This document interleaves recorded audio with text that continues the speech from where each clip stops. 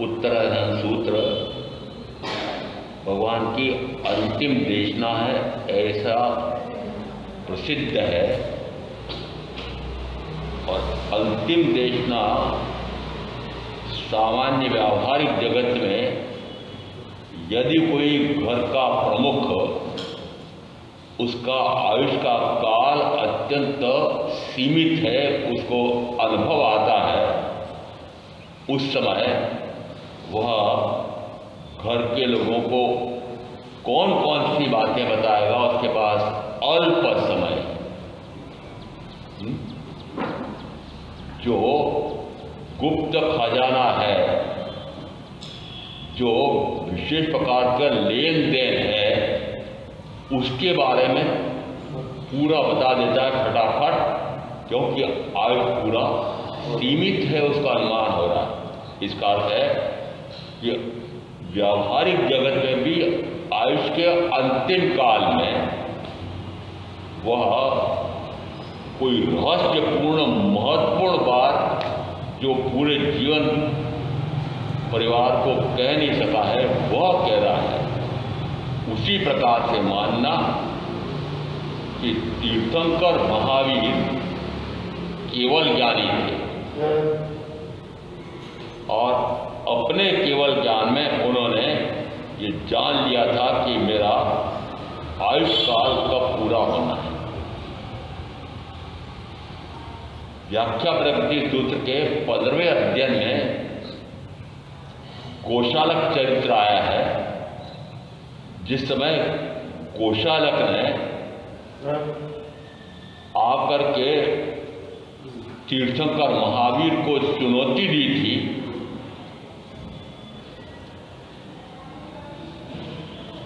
गुरु ने अपने शिष्यों को पहले से सजग कर दिया कि गोशालक आएगा, वह शास्त्रार्थ की ललकारेगा, परंतु कोई भी कुछ भी बोलना मत। क्यों नहीं बोलना? जो शास्त्रार्थ के लिए ललकारने के लिए क्यों आ रहा है? वह यह कहने आया था कि हे महावीर, तुम तो छद्मस्त काल में ही अमुक समय मर जाओगे और तुम तीर्थंकर हो ही नहीं, केवली हो ही नहीं, मैं तीर्थंकर।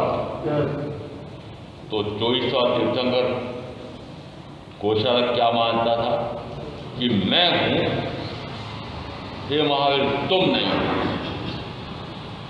और यदि तुम हो तो फिर शास्त्रार्थ करके पता लगा लो कि यदि शास्त्रार्थ में मैं जीत जाऊं तो मानना कि मेरा ज्ञान सर्वोत्कृष्ट है, और तुम हार जाओ तो मान लेना कि तुम छद्मस्त ज्ञानी हो, पूर्ण ज्ञानी नहीं हो।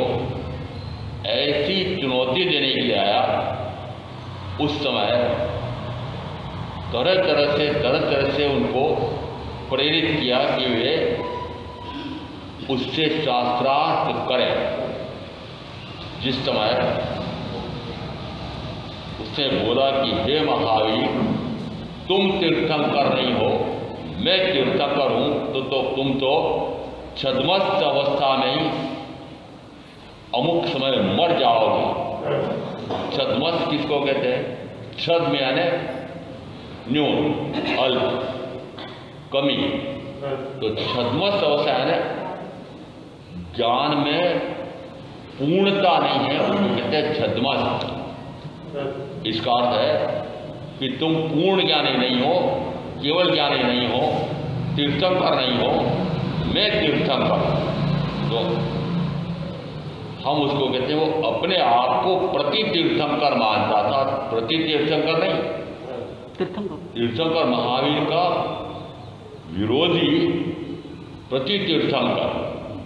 चुनौती ये देना आया था कि तुम तीर्थंकर नहीं हो, मैं तीर्थंकर। और यदि सिद्ध करना हो तो शास्त्रार्थ करके और सिद्ध कर दो।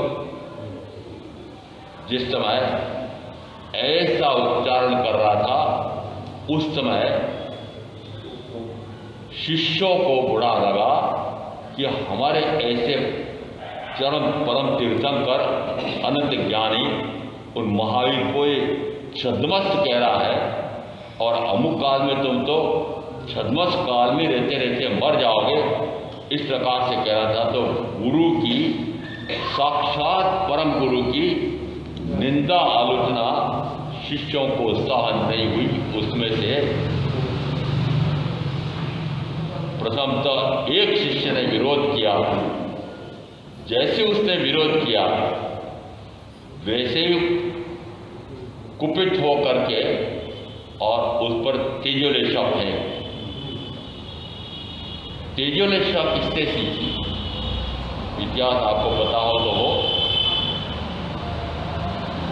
कि साधु के रूप में, नग्न दिगंबर के रूप में गोशालक तीर्थंकर महावीर के साथ 6 साल, कितने साल? 6 साल। और उसी काल में उसको लगा, कारण बन गया कि जिस समय एक जटाजूटधारी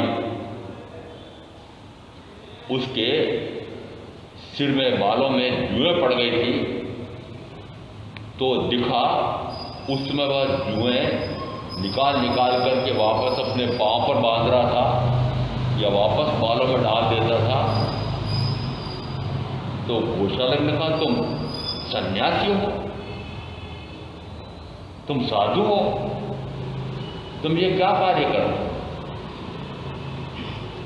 जैसे इस प्रकार का उसको चुनौती दी और उसको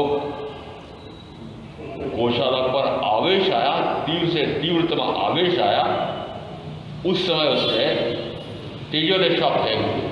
और तेजोलेशा का अर्थ होता है कि जिस पर वह फेंकी जाती है वह तुरंत मर जाता है। जिस समय ऐसी तेजोलेशा जब फेंकी, उस समय महावीर ने उसको शीतलेशा फेंक करके और तेजोलेशा के दुष्प्रभाव से बचाया। जिस समय उसको लगा, अरे इन महावीर के पास तो इस प्रकार की विद्या है, वह मुझे सीखना है। क्या सीखना है? तेजोलेशा कैसे प्राप्त की जाती है वह सीखना। महावीर ने विधि बता दी। आपको बता दो,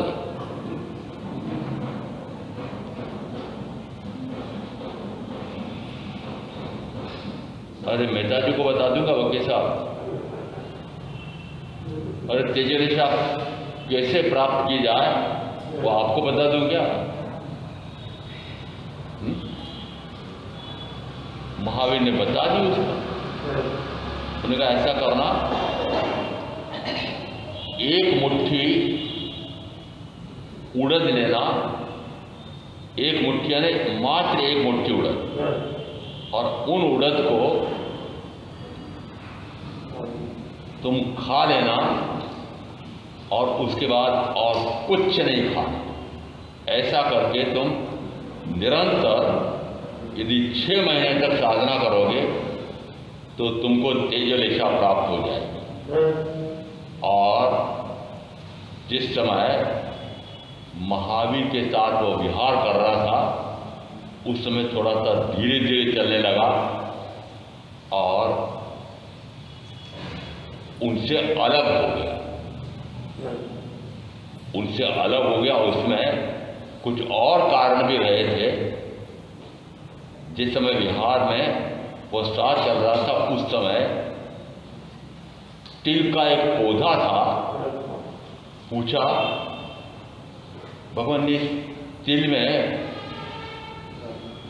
कितने बीज पैदा होंगे, कितने तिल पैदा होंगे?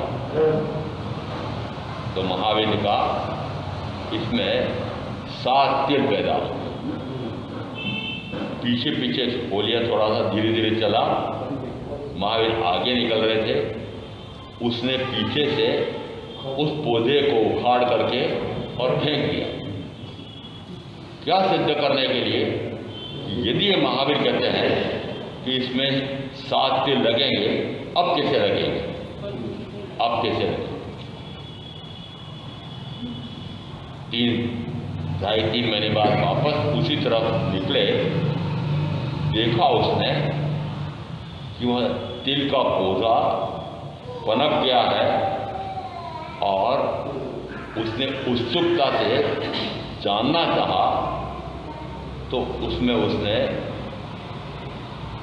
रगड़ करके देखा कि 7 तिल लगे हुए। उसने कहा ओहो, मैंने तो इस प्रकार का प्रयत्न किया था कि इसमें तिल लगे ही नहीं, परंतु फिर भी होनहार ऐसी थी कि तिल लगने थे। इस कारण से जो होना होता है वह होकर के रहता है, जो नहीं होना होता है वह नहीं होता है। ऐसा उसने एक सिद्धांत मान लिया और उस सिद्धांत को कहते हैं कि वह होनहार यानी जो होना है, तो होना है। आप इस सिद्धांत को मानते हैं कि नहीं? अब उसकी जो मान्यता थी वो तीर्थंकर महावीर के अनुसार सही थी कि नहीं थी, यह भी मुझे नहीं कहना है। मैं पूछ रहा हूँ, आप भी इसी प्रकार से जिस समय कोई भी अंदर में निश्चय करते हैं कि मैं ऐसा करूँगा और ऐसा लक्ष्य बना करके भरपूर पुरुषार्थ करते हैं और फिर भी पुरुषार्थ करते हुए भी वह सफल नहीं होता है, तो फिर आप क्या कहते हैं? ओहो, मैं तो चाहता था कि ऐसा हो, पर होनहारी ऐसी थी, भवितव्य ऐसा था कि यह नहीं हुआ। उसको उस सिद्धांत को नाम दिया कि जैसा होना होता है वैसा हो करके रहता है। यदि मनुष्य कितना ही पुरुषार्थ करे तब भी उसका पुरुषार्थ कोई कार्य नहीं करता है, तो पुरुषार्थ के स्थान पर होनहार को महत्ता देना एक इस प्रकार का सिद्धांत उस समय गोशालक ने तय कर दिया। और अब मैं पूछ रहा हूं, क्या आप भी इस प्रकार के सिद्धांत को मानते हैं कि नहीं?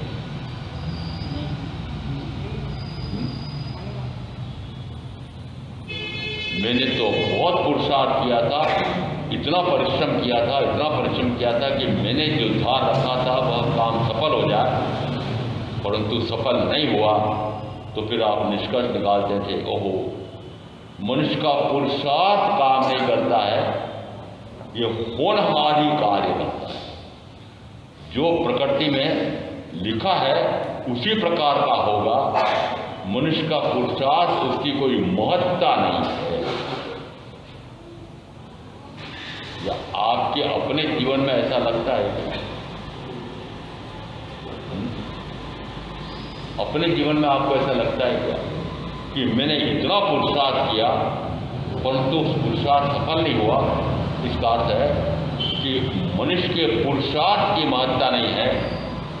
जो होना होता है वो जो निश्चित है, निश्चय में जो तय है वैसे ही होता है और उसको कोई बदल नहीं सकता है। मनुष्य पुरुषार्थ करके बदल नहीं सकता है। ऐसी मान्यता, वो ऐसी मान्यता इस सिद्धांत में यह भी एक मान्यता है। महावीर क्या इस प्रकार के सिद्धांत को मानते हैं? पहले पूछता हूं, महावीर इस सिद्धांत को मानते हैं क्या? नहीं मानते। नहीं, जो होना होगा वो हो जाएगा। पुरुषार्थ करने की आवश्यकता क्या है? यदि मुझे सफल होना होगा तो हो जाऊंगा। दृष्टांत देता हूं, विद्यार्थियों की उत्तर पुस्तिकाएं जांचने के लिए मेरे पास भी आती थी। जिस समय उत्तर जांचते जांचते और आह्लाद भाव में, प्रसन्न भाव में मैं जांच रहा था, उस समय बढ़ चढ़ करके उनको मैंने अंक दे दिए और थोड़ी देर बाद कुछ ऐसा वातावरण बना कि झुंझलाहट आ गई। और झुंझलाहट आने के बाद में फिर एक उत्तर पुस्तिका मेरे हाथ में आई और उसको अत्यंत कम अंक दे दिए। विद्यार्थी ने सोचा ये परीक्षक कैसे हैं कि हो सकता है मेरी उत्तर पुस्तिका उनके सामने आई होगी, उस समय पत्नी से लड़ाई हो गई होगी, इस कारण से उनका मूड खराब हो गया और मुझे इतने कम अंक आए। समझ में आ गया आपको? होनार जैसा लिखा होता है वैसे होता है। मैं कितना ही पुरुषार्थ करूं तब भी जो होना होता है वो होकर के रहता है। अब मैं आप पूछ रहा हूं आपको कि महावीर तो इस सिद्धांत को नहीं मानते हैं, आप मानते हैं कि मानते हैं? महावीर को मान्यता की अपेक्षा से कहना कि महावीर पुरुषार्थवादी थे। पुरुषार्थवादी है ना, मेहनती थे। आत्म पुरुषार्थ से जो कार्य होना होता है वह होता है। आत्मा का पुरुषार्थ कितना होता है तो वीर गुण की अपेक्षा से कहा जाता है उत्थान कर्म बल वीर पुरुषाकार पराक्रम। ये किसके गुण हैं? आत्मा के। आत्मा के गुण। इसका अर्थ है कि आत्मा के गुण यदि मैं आत्मा के गुणों को प्रकट करने में लगाऊं तो वे गुण प्रकट हो सकते हैं। इसका अर्थ है कि पुरुषार्थ की महत्ता है साधना में, होनहार की, भवितव्य की, उसकी महत्ता नहीं है। उसकी महत्ता नहीं। इसका अर्थ है कि फिर महावीर ने कुछ तो माना होगा। महावीर ये मानते हैं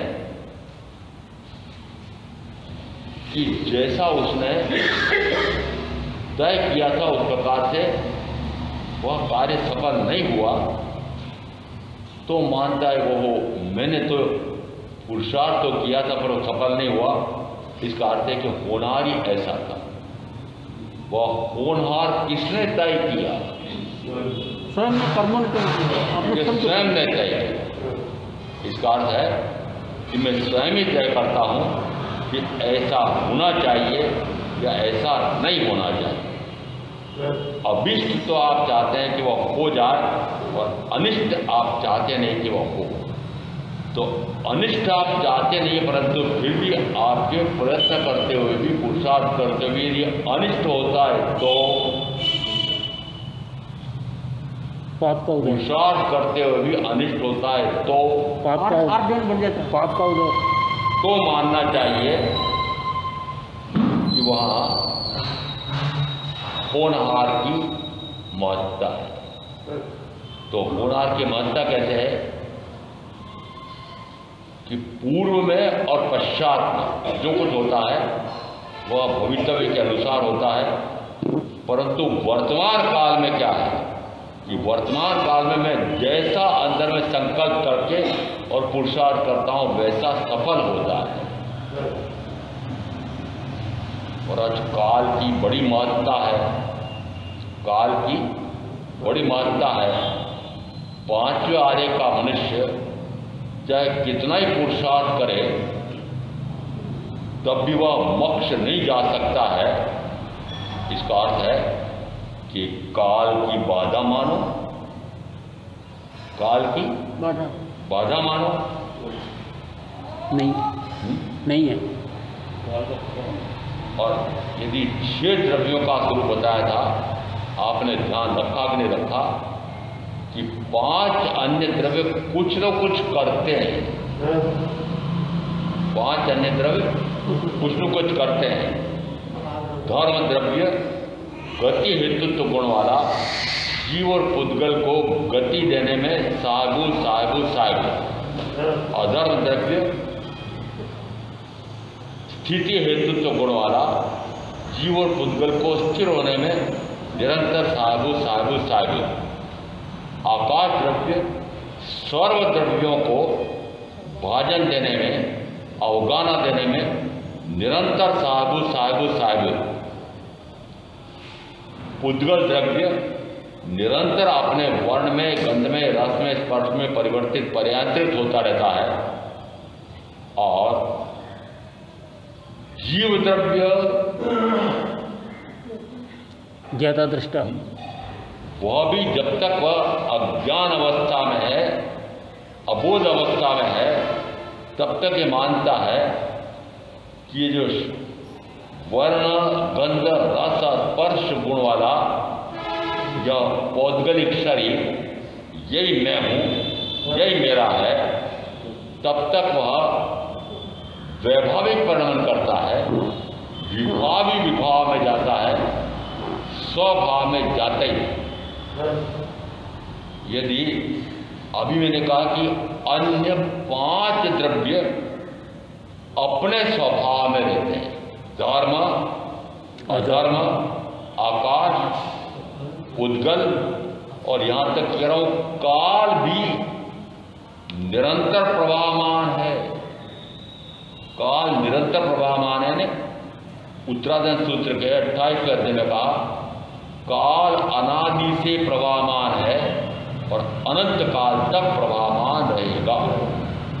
तो काल का अस्तित्व तो आ गया,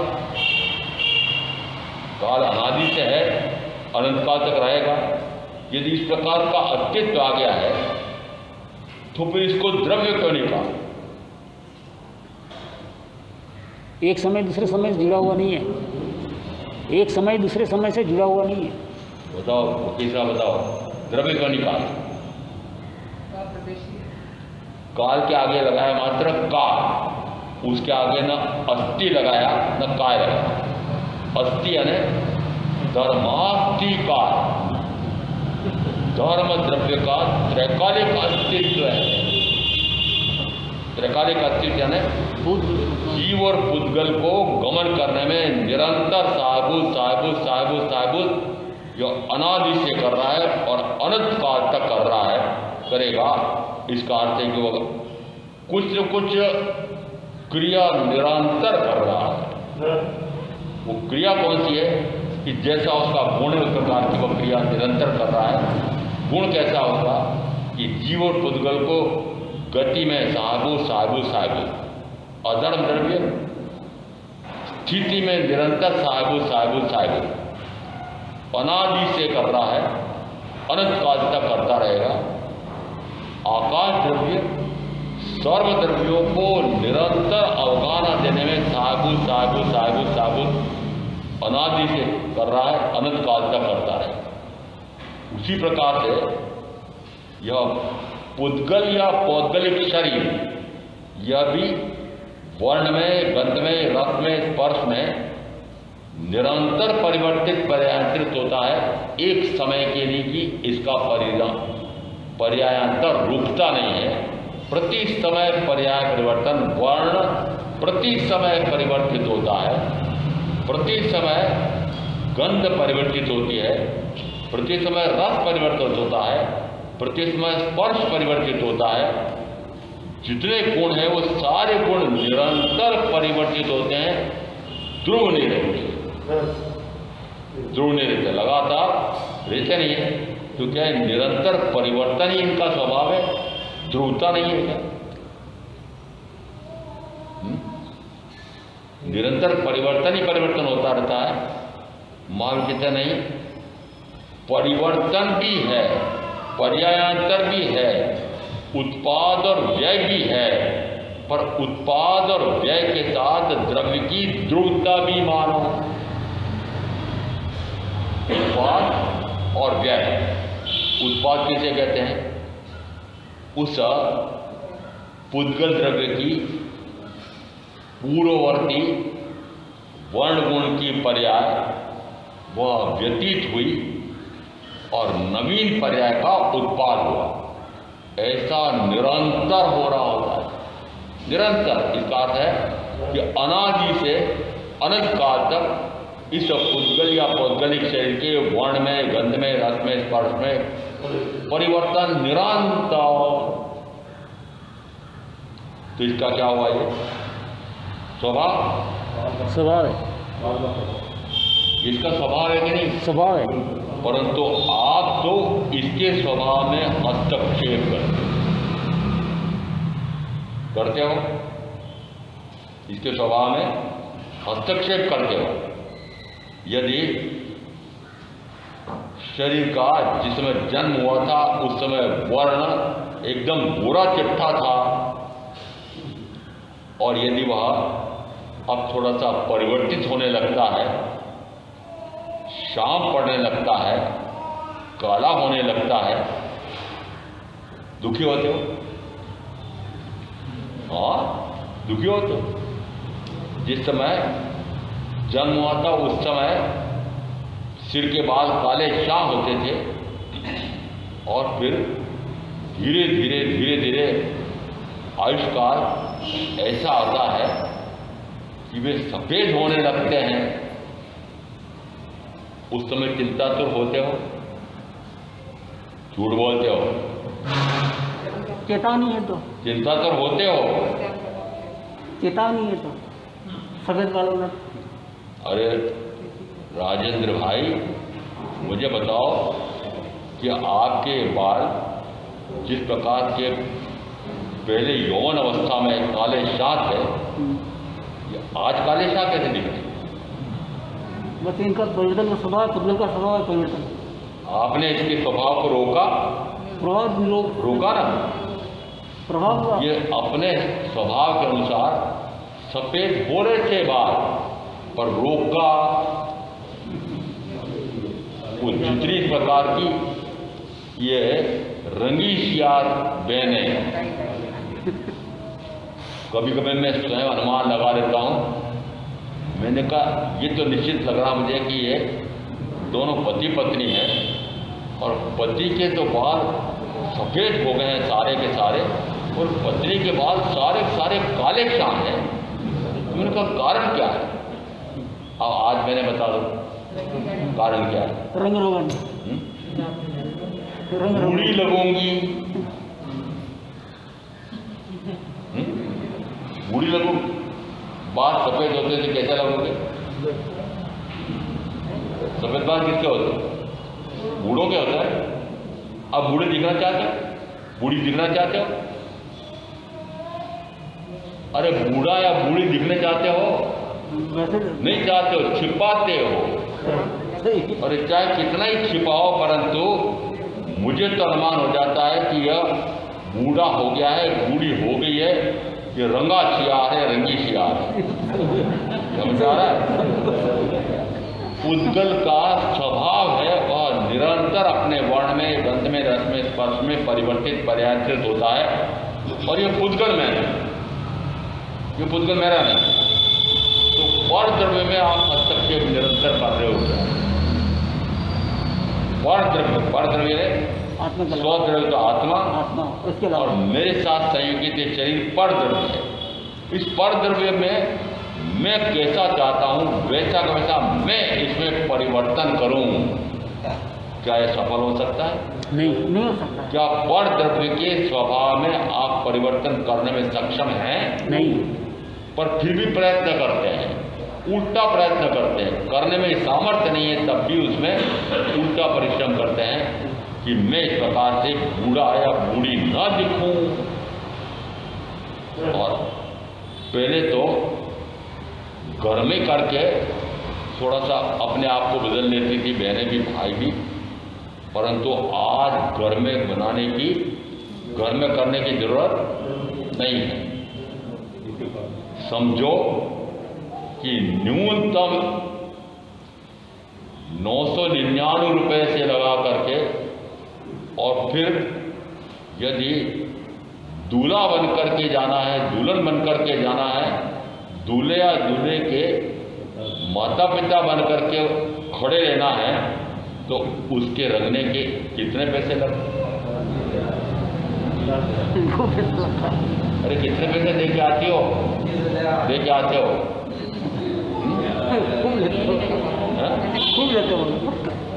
और मैंने देखा है कि नाई का धंधा करने में लाखों रुपए महीने के प्रतिदिन कमाते। कौन सा धंधा? आपके यहाँ पर भी समाज में नाई होते थे, बाल काटने वाले नाई होते थे ना, नाइन होती थी। क्या कीमत थी? बहुत कम थी। क्या कीमत थी? और आज नाई और नाइन की कितनी कीमत है आपको मैं बता दिया। लाखों रुपए कमाने वाले। जिस समय विवाह का अवसर आता है तो दूल्हा दुल्हन तो मेहंदी रचाते जो रचाते हैं, परिवार के सारे मेहंदी रचाते हैं। पहले तो मेहंदी स्वयं मान लेती थी बहनें, आज तो मेहंदी मारने के लिए कितने रुपए लगने लग गए। जितना बड़ा वैवाहिक समारोह है, जितने लोग आने वाले हैं, उसके अनुसार ठेका होता है। किसका ठेका? मेहंदी मारने वाली। उसी प्रकार से उसके शरीर सज्जा के लिए नाई ठेका लेते हैं। वो ठेका कितने का होता है? वो हजारों रुपए में होता है, लाखों में भी होता है। जितना बड़ा सेठ है उतना ऊंचा पैसा लगता है। इसका अर्थ है कि जो शरीर का स्वभाव है, वर्ण में, गंध में, रस में, स्पर्श में, क्या मैं इसमें प्रति समय जो परिवर्तन हो रहा है उस परिवर्तन को रोक सकता हूँ? दूसरे द्रव्य में मैं हस्तक्षेप करने में समर्थ हूँ कि नहीं? तब भी दूसरे द्रव्य में हस्तक्षेप करता है। अपने स्वयं के द्रव्य के गुणों का तो ज्ञान और भान है नहीं कि मेरे भी तो जैसे इस पुद्गल के गुण हैं, पौद्गलिक शरीर के वर्ण, गंध, रस, स्पर्श आदि गुण हैं, मेरे भी तो कुछ गुण होंगे। कौन से हैं? जानना, देखना, ज्ञान, दर्शन, सुख, वीर्य। क्या पुरुषार्थ ज्ञान, दर्शन, सुख, वीर्य नाम के गुणों को प्रकट करने में लगा रहे हो? नहीं लगा रहे हैं। उल्टी बुद्धि, भ्रष्ट बुद्धि, दुष्ट बुद्धि करे। जहाँ पुरुषार्थ लगाते हुए भी परिवर्तन हो नहीं सकता, वह परिवर्तन करने के लिए निरंतर शरीर आदि में परिवर्तन करने के लिए पुरुषार्थ कर रहे हो। और जिसमें मैं परिवर्तन कर सकता हूँ, ज्ञान, दर्शन, सुख, वीर्य नाम के गुणों को मैं पूर्णता प्रकाशित कर सकता हूँ, प्रकट कर सकता हूँ, उसके लिए पुरुषार्थ। उल्टी बुद्धि हुई। और इस कारण से अनंत काल से जन्म मरण, जन्म मरण, जन्म मरण, जन्म मरण होता है। कारण क्या है कि पुरुषार्थ कहाँ किया? शरीर सज्जा में। पर द्रव्य, पुद्गल द्रव्य में पुरुषार्थ करता रहा, स्वद्रव्य, आत्मद्रव्य में पुरुषार्थ नहीं किया नहीं। और ये जो तीर्थंकर महावीर हैं, इन्होंने सबसे पहले पुरुषार्थ किसमें किया? आत्म पुरुषार्थ, अनंत ज्ञान, आत्मा का पुरुषार्थ, आत्मा के गुणों को प्रकट करने में किया। बिल्कुल। कब? जिस समय वे राजकुमार अवस्था में थे, उस समय से उनका पुरुषार्थ शुरू हो गया। कब से? राजकुमार थे तब। और उसके बाद उसमें तेजी नहीं आती है। इस कारण से वो जो शरीर और शरीर के साथ जुड़े हुए परिजन, धन वैभव, राज्य वैभव, वो बाधक लग रहा था। तो एक दिन क्या किया कि सर्व निमित्तों का पूर्णतः परित्याग करके सर्वृत्ति संयम ली। और फिर भरपूर पुरुषार्थ किसमें किया? मात्र अपने ज्ञान, दर्शन, सुख, वीर्य नाम के गुणों को प्रकट करने में निरंतर पुरुषार्थ किया। और पुरुषार्थ करते करते कितना काल लग गया? 12.5 वर्ष लग गए। महामुनि ऋषभ को कितने लगे? 1000 वर्ष। और मल्लीनाथ जी महाराज उनको सर्ववृत्ति संयम लेते से ही और प्रथम 2 घड़ी में केवल ज्ञान, केवल दर्शन प्रकट हो गया। इसका क्या नाम? मल्ली कुमारी। श्वेतांबर परंपरा के अनुसार मल्लीनाथ परमात्मा ये स्त्री थे, पर स्त्री होते हुए पुरुषार्थ कितना किया कि दीक्षा लेते से 2 प्रहर में केवल ज्ञान प्रकट कर दिया। वो पुरुषार्थ कहाँ किया? आत्मा का पुरुषार्थ आत्मा में किया। इस कारण है कि आत्मा का पुरुषार्थ आत्मा में कितनी तेजी से हो सकता है कि दीक्षा लेते ही 2 घड़ी में उनको केवल ज्ञान प्रकट होता है। कितना पुरुषार्थ संभव है? 2 घड़ी। गस्त सुकुमार अणगार अपेक्षा से कहेंगे कि मध्याह्न में तो उनका अभिनिष्क्रमण तक की सारी तैयारी हुई होगी। प्रातःकाल तो सबसे पहले परीक्षा उनकी हुई, मैं शुद्ध चैतन्य स्वरूपी आत्मा और आत्मा को छोड़ करके शेष सारा कोई मैं नहीं, मेरा नहीं। ये उन्होंने 1 दिन पहले प्रातःकाल अरिष्टमी परमात्मा से सुन करके पक्का किया था, और अब दूसरे दिन प्रातःकाल ही परीक्षा का काल आ गया कि जिस समय उन्होंने कहा माता पिता से, भाई से कि मैं सर्ववृत्ति संयम लेना चाहता हूं, तो माता पिता ने सहज ही आज्ञा दे दी थी? नहीं। क्यों नहीं दी? मोह के कारण। मोह के कारण। आप क्यों नहीं ले पाते हो? कोई मोह का कारण। मोह में मर रहे हो ना? मोह में, बिल्कुल। तो मोह में मरते मरते कितना काल हो गया? अनादिकाल से। तो अब मोह में मरते मरते अनंत काल तो और बिताना है? नहीं बिताना। नहीं बिताना। तो पुरुषार्थ कहाँ चल रहा है? पुरुषार्थ शरीर आदि में चल रहा है कि आत्मा में चल रहा है? जिस समय वो उनको ज्ञान और भान हुआ, पूर्व के भाव में, हम कहा करते हैं कि पूर्व के भाव में वे तीर्थंकर नाम गोत्र कर्म का उपार्जन करके आए थे।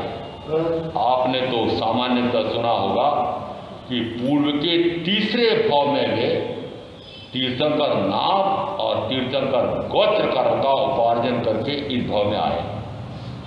पूर्व के तीसरे भाव में गिनती लगा, तीसरा भाव कौन सा होगा? वर्तमान का एक तीसरा भाव है, उसके पहले एक देव भाव, उसके पहले एक मनुष्य भाव, और उस मनुष्य भाव में उन्होंने सम्यक का प्रकाश हुआ, और उसके बाद में पुरुषार्थ किया।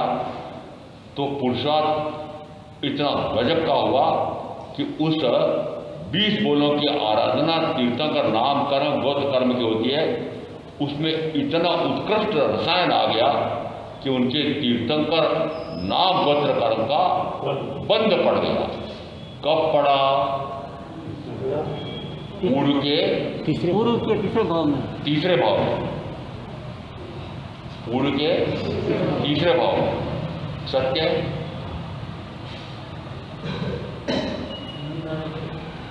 सत्य है। महाराज जी हमें चुनौती क्या देते? यदि हमने अभी तक जो सुना है वो यही सुना है कि तीर्थंकर नाम गोत्र कर्म पूर्व के तीसरे भाव में उपार्जित करके इस भाव में आया है। ये वर्तमान की 24 तीर्थंकरों के संदर्भ में भी आया है और बाद वालों के लिए भी आ रहा है। अगली अवसर पीढ़ी में भी इसी प्रकार से है। तो फिर आप ऐसा कह रहे हो कि नहीं, पूर्व के तीसरे भाव से उपार्जित करके नहीं आया है, जिसको मालूम है 8 कर्म होते हैं। और अब मैं पूछ रहा हूं, कौन से कर्म तो निरंतर बनते रहते हैं और कौन से कर्म एक साथ बनते हैं? आयु कर्म एक साथ बन जाता है। आयुष कर्म एक बार मात्र पूर्व के भाव में, अब मैं बोल रहा हूं पूर्व के भाव में आयुष कर्म निश्चित होता है। कौन से भाव में? पूर्व भाव में। पूर्व भाव में इतना तो पक्का है। आयुष कर्म पूर्व भाव में बंधा है। वह इस भाव में जितना मैंने पूर्व भाव में बांधा था वह निश्चित है, और अब इस भाव में अगले भाव का आयुष बंद करके फिर यह भाव पूरा होगा। इसका अर्थ है कि आयुष कर्म पूर्व भाव में बनता है, और आयुष कर्म के साथ नाम और गोत्र भी बनता है। क्या बनता है? बनता है। तो यदि आयुष कर्म पूर्व के भाव में बंधा तो फिर नाम और कर्म ये पूर्व के तीसरे भाव में कैसे मान लिया?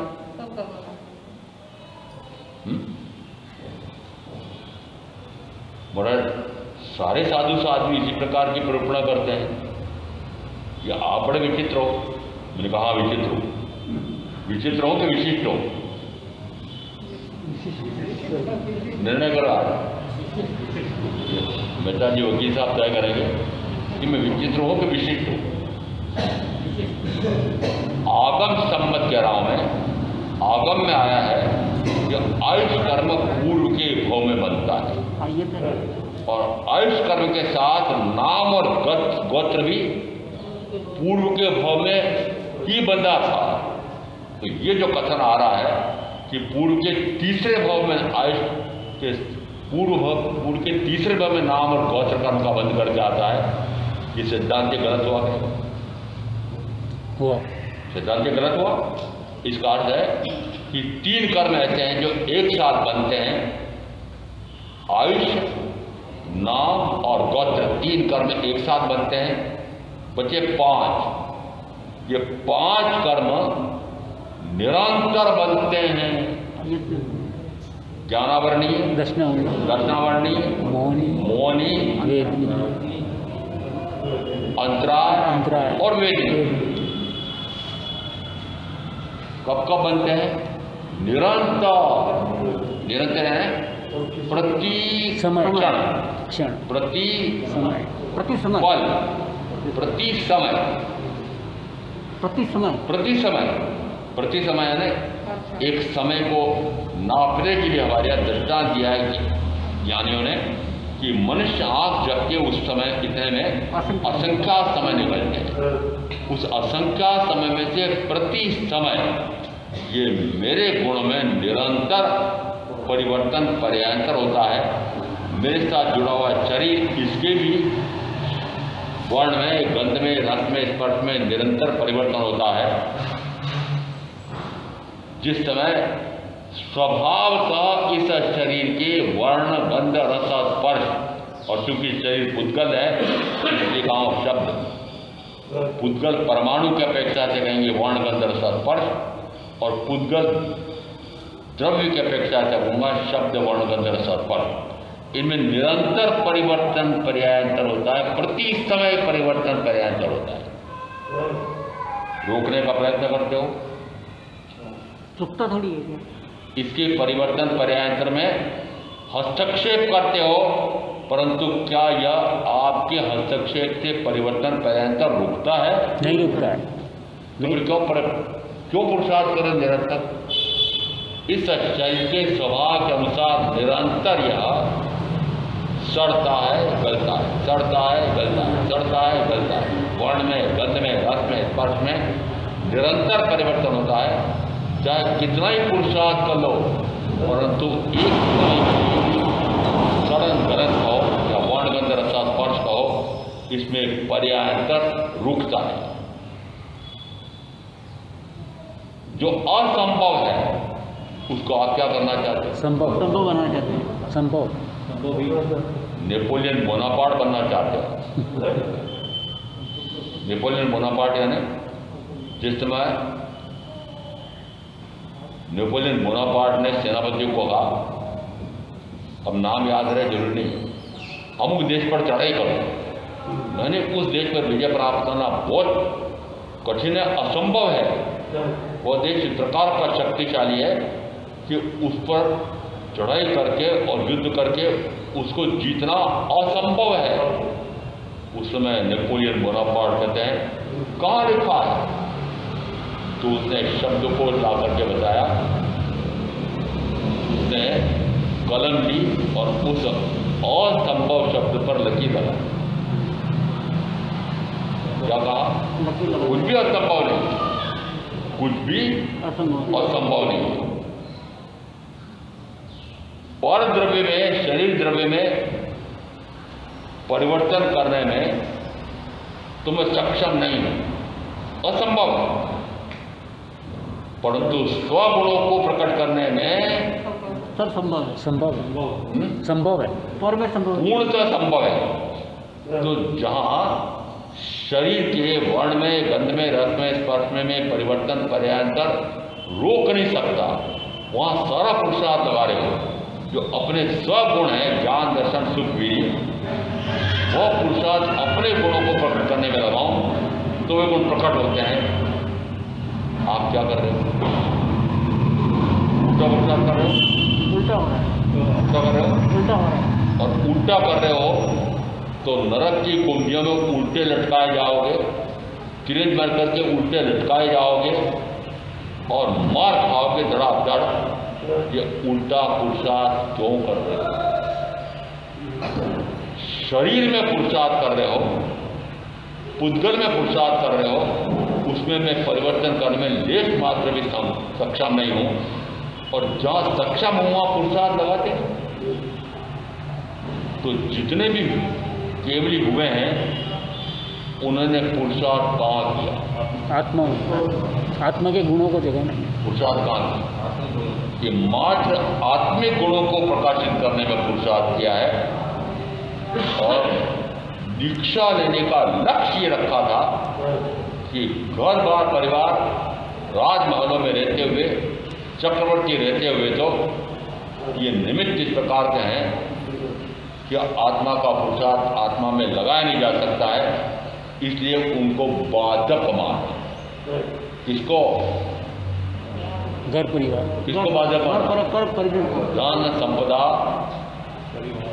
परिवार आदि को बाधक, आत्म साधना में बाधक, बाधक माना। तो क्या किया? छोड़ दिया, छोड़ा? छोड़ा कि नहीं छोड़ा? फिर हाँ करो, एक बार नहीं, 2 बार, 3 बार करो। छोड़ा, छोड़ा? आप क्या करें? आप कहते हो मैं भी महावीर का अनुयायी हूँ, महावीर का अनुगामी हूँ, तो जैसा महावीर ने किया वैसा पुरुषार्थ कर रहा है, कर रहे हो? कमी है पुरुषार्थ में, कमी है पुरुषार्थ में। तो कमी है तो फिर कमी क्यों है? वो पुरुषार्थ कहाँ लग रहा है? बाकी का पर में लग रहा है, ये मिट्टी के पुतले में, मिट्टी के पुतले में लग रहा है। हाँ, तो मरोगे ना चतुर्गति में। वही हाल है। तो वही हाल है, तो अनंत काल से ये हो रहा है। हाँ। और अभी भी यदि चेतो नहीं तो मैं कह रहा हूँ अनंत काल तक इसी प्रकार से निरंतर आपको चक्कर काटना पड़ेगा, जन्म मरण, जन्म मरण, जन्म मरण। इसलिए कहते हैं मात्र एक मनुष्य भाव ऐसा भाव है कि जिसमें मैं इस जन्म मरण से मुक्ति का उपाय कर सकता हूँ। वह भी सर्व मनुष्यों का नहीं है, उस मनुष्य का संभव है कि जो आर्य क्षेत्र में जन्मा है, आर्य कुल में जन्मा है। और आर्य का अर्थ होता है तीर्थंकर। इसका अर्थ है कि जहाँ तीर्थंकर का बोध वाक्य करने में अवसर मिलता है, ऐसे स्थान पर, ऐसे कुल में जन्माओ। सामान्य बात है कि परम सौभाग्य की बात। परम सौभाग्य, इतना विशिष्ट पुण्य करके आया हूँ मैं कि मुझे साक्षात तीर्थंकर की वाणी नहीं मिली है, परंतु तीर्थंकर की वाणी सद्गुरु के माध्यम से सुनने का स्वर्णिम अवसर मिला है। और उस वाणी को समझने के लिए बौद्धिक शक्ति भी भरपूर मिली। क्या कर रहे हो उसका? दुरुपयोग हो रहा है। उसका उपयोग कहाँ कर रहे हो? पर में मात्र शरीर सुख, 5 इंद्रियों के सुख, 5 इंद्रियों के सुख बटोरने में, और 5 इंद्रियों के सुख बटोरने में परिजन चाहिए। तो सबसे पहले परिजन जोड़े, फिर परिजन जोड़ दिए तो उनके लिए वापस धन चाहिए, तो धन जोड़ा। और पूरा अभी तक का आपका इस भाव का पुरुषार्थ गिन लो। अनंत काल का तो मैं कह रहा हूँ वो तो ऐसे ही किया है, परंतु इस भाव में भी क्या किया? इस भाव में इतना स्वर्णिम अवसर, 2 स्वर्णिम अवसर मिले, तब भी अभी तक का आयुष्काल आपने मात्र इस पौद्गलिक शरीर के पौद्गलिक सुखों को प्राप्त करने के लिए गंवा दिया। किसमें गंवाया? तो अधिक सुख हुई। जो कार्य जो कर रहा है, चाहे भाई हो चाहे बहने हो, वो सारा पुरुषार्थ निरंतर किसके लिए कर रहा है कि मात्र शरीर सुख कैसे अधिक से अधिक मिले।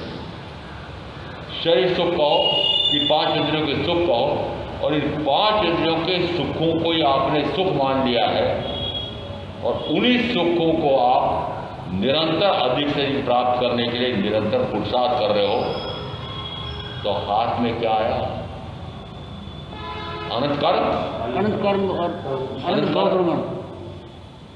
क्या महामुनि महावीर ने राजमहलों में रहते हुए भी ऐसे किया था?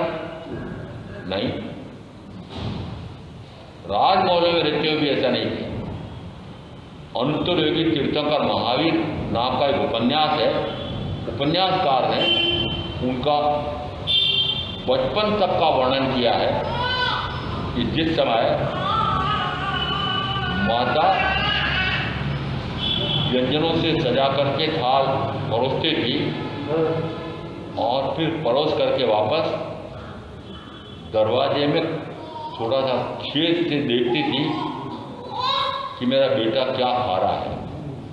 वो उसमें से मात्र थोड़ा सा एक कटोरी में से भोजन लिया और ध्यान में चली गई। इतना बढ़िया शैया सजा करके बिस्तर बिछाया और रात में जाकर देखा, बाहर से झांका, वो शिलापट पर नग्न दिगंबर के रूप में लेटे ध्यान में दी। कब की साधना है?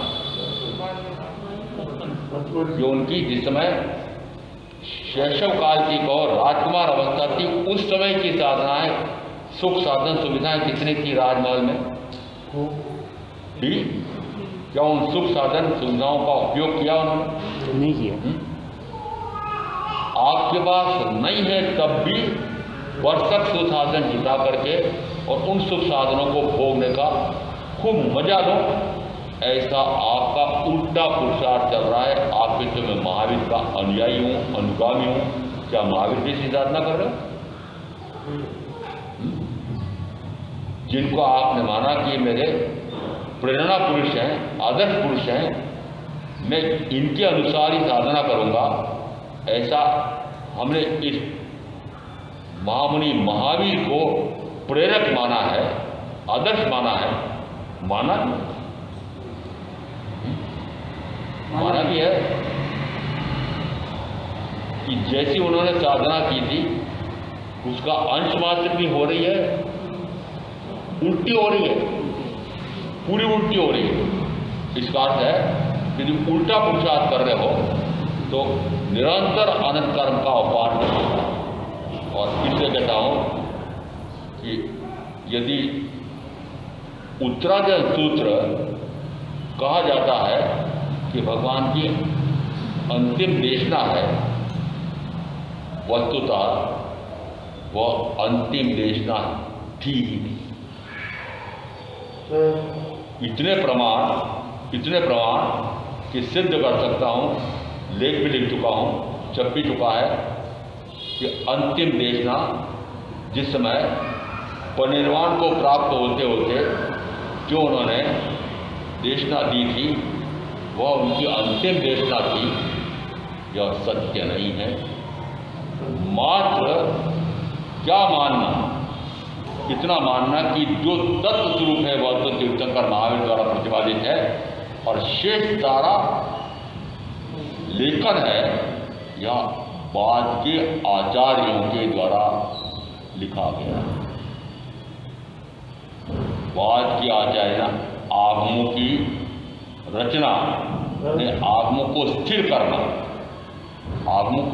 करना इतिहास बताता है कि निर्वाण पश्चात 980 वर्ष में पहले 4 वासनाएं साधुओं की अलग अलग हुई थी, एक 5वीं वासना और हुई देवर्षि गणिक क्षमा श्रवण के सानिध्य में, और उसमें जो तीर्थंकर द्वारा प्रतिपादित मूलभूत सिद्धांत तत्व सिद्धांत है उनको स्थिर किया और उसके बाद में फिर उसका लिपिकरण हुआ। इसका अर्थ है यह तो ठेठ 980 वर्ष बाद हुआ है। तो जैसा तीर्थंकर महावीर ने प्रतिपादन किया, क्या वैसा का वैसा इन आगमों में है? महाराज आप अश्रद्धा पैदा करो, नहीं अश्रद्धा नहीं, सच्ची श्रद्धा पैदा करो कि जो कुछ सैद्धांतिक कथन है वो पक्का मानो कि तीर्थंकर महावीर का है। भाषा कहो, शैली कहो, कथन करने की शैली कहो, प्रतिपादन कहो, वह सूत्रकार का है, वह सूत्रकार का है। क्यों? क्योंकि सूत्रों की रचना कब हुई है? निर्वाण पश्चात 980 वर्ष। तो क्या जैसा तीर्थंकर महावीर ने अपने विद्यमानता में तत्व स्वरूप बताया था, वैसा का वैसा इसमें संचित है। परंतु जो कुछ संचित है वो हमारे लिए मात्र आज वही आधार है, इसके अतिरिक्त और कुछ नहीं है।